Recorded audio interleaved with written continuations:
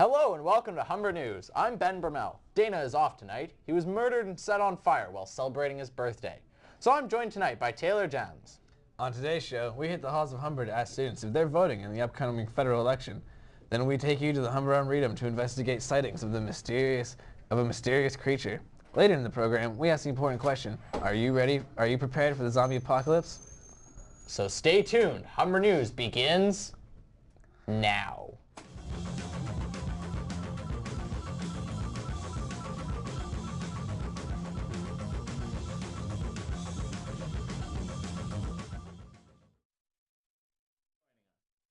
Turnout amongst Canadian youth has been declining since 2006. With another election looming in the not-so-distant future, we took to the hallways to find out what Humber students think about Canada's political powers. With more on this story, here's Chris North.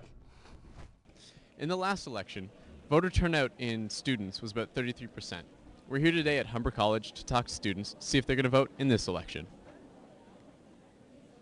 Curious about why so many students decide not to vote, we talked to Alessandro, a first-year film student, about why he has chosen not to vote. Well, I'm not voting because I won't know what I'm voting for. So there'd be, maybe I'll vote for the wrong thing. Though this was a big issue with many students, not everyone shared this pessimistic view of Canadian politics. We caught up with Lawrence, a second-year journalism student, and talked to him about why he felt it was important to vote and why he thinks many of his peers chose not to. I think it's kind of everyone's duty as a Canadian citizen to vote.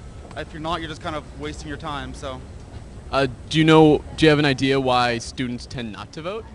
well, it's with the Canadian system, people feel as if it's a wasted vote. A lot of people don't understand the political system here. Federal conservative, they see all these commercials, they don't really know what the issues are. It's not quite as polarizing as it is in the States. So people just feel kind of apathetic about it, I feel. We also talked to Humber teacher Eamon Zeku about why he believes student voter turnout rates have been so low. Well, I don't think it's a student's fault. I think that part of the mandate of a politician is to motivate all parts of the electorate. And the young demographic is a very important part of the electorate and should be motivated. If you were a teacher and you couldn't motivate 67% of your students, you wouldn't be a good teacher. So as far as I'm concerned, you're campaigning. Part of the job of campaigning is to motivate all parts of the electorate. So, did the parties do a better job of informing student voters this time around? Well, we'll have to wait till next month to find out. This is Chris North with Humber News. Now it's back to the newsroom. 4, 3. And now on to the debate of internships being paid or unpaid. Here's Ross Kerr-Wilson at Humber, and he has some engaging things to communicate to you humans, so don't adjust your TV sets to one of our competitors. Hi, I'm Ross Kerr-Wilson for Humber News. Recently the subject has come up about whether or not students should be paid for their time interning at a company. We decided to ask a couple and see what they had to say on the subject. I think that's perfect. Hello, I'm here with Gavin. What do you think about students being qualified for paid internships? I think it would be nice. I think it would be great if students could get paid internships because I know a lot of us who have to work during the summer, and like for us, like we're all in certificate class here, so we're doing school over the summer, so we're not making money. So if we had our internship at the same time, we could also have some money to live off of, and it would be, decrease the amount of OSAP that we could get, and I think that would be great. I don't want to be chained to a radiator. If they pay me to be chained to the radiator, then I'd consider it. I think it would be a nice idea, of course, but if the thing is, if a company can't really afford to pay their interns, so I would think that is kind of fair because they're at least the interns are still going to get the most important element, which is experience. So money is a bonus. I feel that it's not right, though. I think that I'm of the opinion that if you're doing a job, you should get paid for a job, no matter how menial it is. And generally, these internships are not menial. They're high-end jobs, and people are doing functions that are necessary for productions, and therefore I think they should get paid. I'm Ross Kerr-Wilson for Humber News. Now for all you sports fans out there, let's throw it over to Scott for an early look at sports. It's a very busy time of year for sports. Hockey playoffs are just gearing up. Baseball is in full swing. Basketball is heading towards playoffs. And soccer is heating up. Now let's take a look at the scoreboard. In NHL playoffs, the Boston Bruins clawed back at the series with their Montreal Canadiens by beating them last night 4-2. Bruins defenseman Zdeno Chara returned to the lineup, missing the previous game due to dehydration. Montreal still leads the series 2-1. Philadelphia Flyers have seemed to figure out Buffalo with goaltender Ryan Miller beating the Sabres 4-2 last night. The Flyers now have a 2-1 series lead. And finally in baseball, the Toronto Blue Jays will try to put a rough series with the Boston Red Sox over the weekend behind them as they open up a homestead with the Tampa Bay Devil Rays tonight. That's all for sports. Back to the newsroom. Thanks, Scott. Don't you dare change that channel. When we return, we investigate the existence of the elusive Humber cat. And we will take an interesting look at the tech world. Stay with us.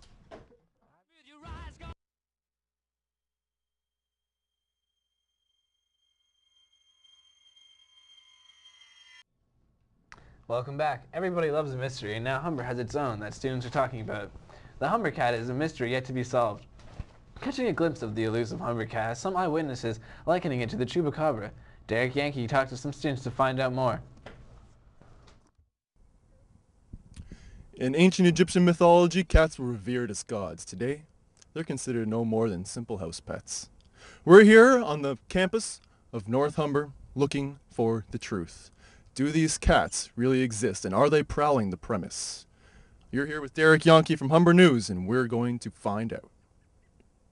I'm here with Jake today, and I'm going to ask him, have you seen any cats around this campus? No, I have not. Now, Shaheen, have you seen any cats? No. Have you seen any cats roaming the campus? No, I have not seen any cats. Nate, can I ask you something? Have you seen any cats roaming around this campus outside? I think I might have seen the black one. Black one? Yeah. I'm here with Serena, who is about to tell her compelling story of how she actually caught a visual of this cat. And not only did she have that, but she experienced something very traumatizing. Please tell us your story, Serena.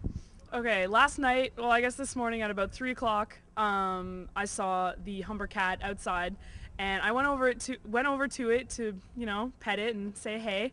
And it meowed at me, and I meowed back, and then a little raccoon came out of the bushes, and cat was smart and ran away, and the raccoon chased me and hissed at me. The raccoon chased you? Yes. Wow, did the cat come back for your defense? No, it left me there to rot. So now we know that the Humber cat is a coward. However, we now have proven that this cat really does exist. Thank you, Serena. Hi, my name is Vanessa McLean. I am a volunteer at the Humane Society in Guelph. And we get a lot of calls about stray cats, missing cats, and unfortunately house cats have a hard time making it in the wilderness because they've been raised indoors. So this Humber cat is most likely a wild and very aggressive animal. We're going through the Arboretum today. Look what we have, everybody. This right here is fresh feline droppings. We must be hot on its tracks. Let's keep going. What was that? I think I hear a cat. Oh, it's just our producer. What are you doing back there? So, some have seen the Humber cat and some have not. There may be more than one, but the real answer still eludes us. Thanks for joining us. Back to the newsroom. Now we join our special correspondent, Professor Periwinkle, as he hits the hallways to get Humber's opinion on the 3D movie craze. Professor Periwinkle here, special correspondent. Now, 3D technology has come a long way from its origins. From Toy Story to Avatar, it sure as hell packs a punch.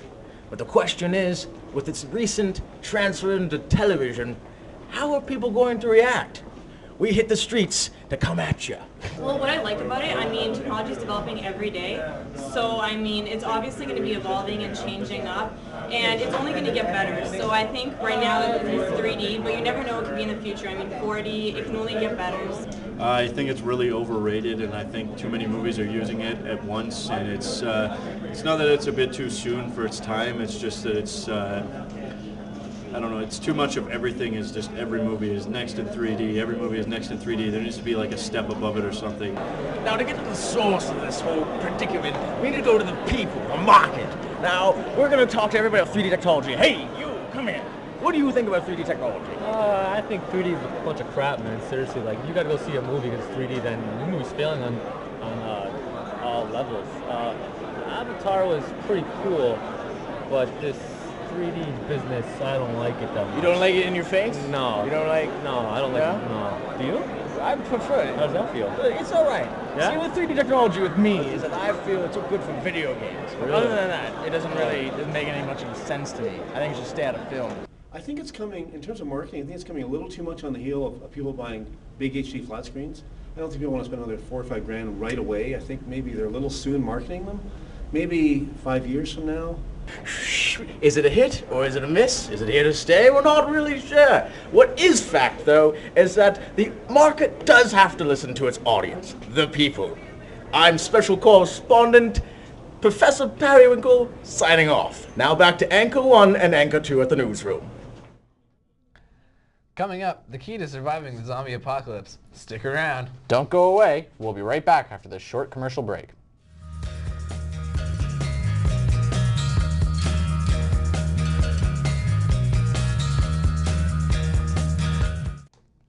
Hello and welcome back. For all you paranoid delusionals out there, Caucasian correspondent Taylor Jans has the latest story on the zombie apocalypse preparation plans. Get a pen and paper ready because it's time to take notes, if you dare.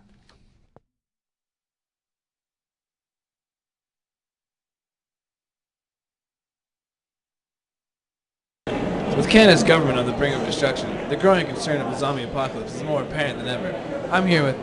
My name is Sean. And Sean, do you have a plan for the zombie apocalypse? I do. It basically involves going into Costco, buying a couple hundred treadmills, and arranging them into an array around my house, so that, like, you know, zombies will approach and then they'll just kind of fly off in the opposite direction. That's a great plan. Keep you safe. Thank you, Sean. Hi, I'm here with... Joe. And, do you have a zombie plan in case of zombies? Yeah, I'd probably do the Dawn of the Dead thing and hold up in a shopping mall. That's always a good idea. There's plenty of weapons in there. Well, not in Canada, but as long as there's a bank, a supermarket, video game store, that'd be good. Seems like everything you need. Do you think the campus would be a safe place to hide out from zombies? Weapon-wise, no. Food-wise, yes. We have booster juice, that's good. What about, like, the structure of the school? Do you think it would be good to, like, keep zombies out of? If you hold up in the basement in one of the editing rooms, yeah, probably. That's probably a good idea. What would be your weapon of choice for fighting zombies? Volkswagen hatchback. Just run them over. Oh, that's excellent. Thank you, Joe. No problem. I'm here with zombie fighting expert David Condado. And David, what in your opinion is the best zombie fighting weapon? Well, in my opinion is stay away from all firearms that contain ammo. You don't want to be running out of ammo in the middle of a fight. So your best bet right now is to stick to weapons like bats, axes, things that won't break. Your best bet is maybe like aluminum or metal bat. Oh, that's great. Do you have any other advice? Well, if you can't beat them, then join them. Thank you. Well, it seems like the Humber students certainly have their zombie plans ready. For Humber News, this is Taylor Jans, signing off. Well, I certainly can't wait for the zombies to come. How about you, Taylor? Yes, I'm certainly ready to fight some zombies, Ben. Well, that about wraps it up for Humber News today. Thanks so much for joining us. And for all of us here in Section 1 of the FMTV program, have a very pleasant day and an amazing summer.